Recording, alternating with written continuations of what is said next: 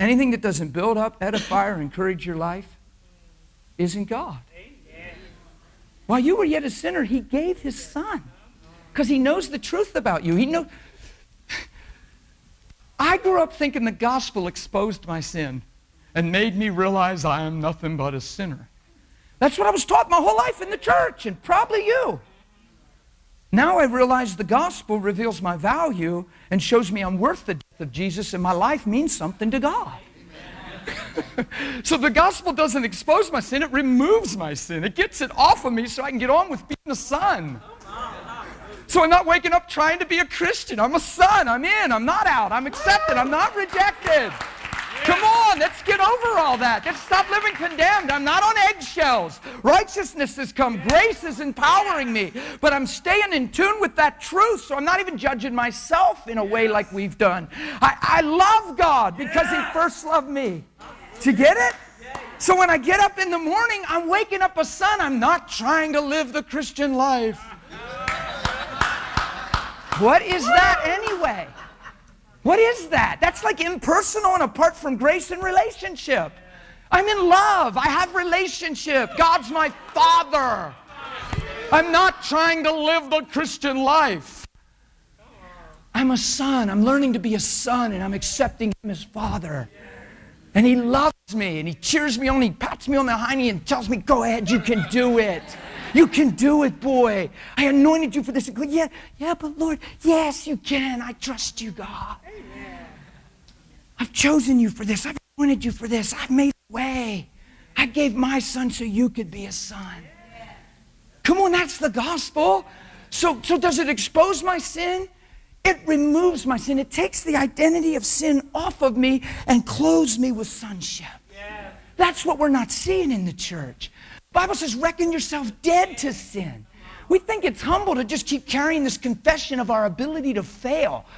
Come on. Your ability to fail doesn't label you as a sinner. You're a son. Grace abounds.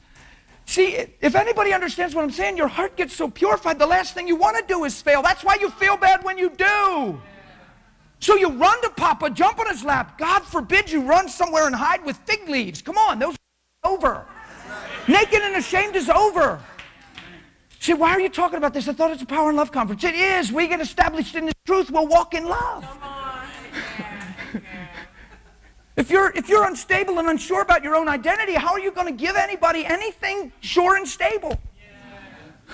Next thing you know, you're trying to minister so you feel more spiritual.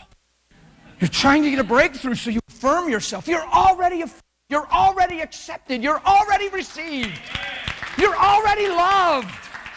Man, we ought to just say yay to that and just go on with it. You know what I mean?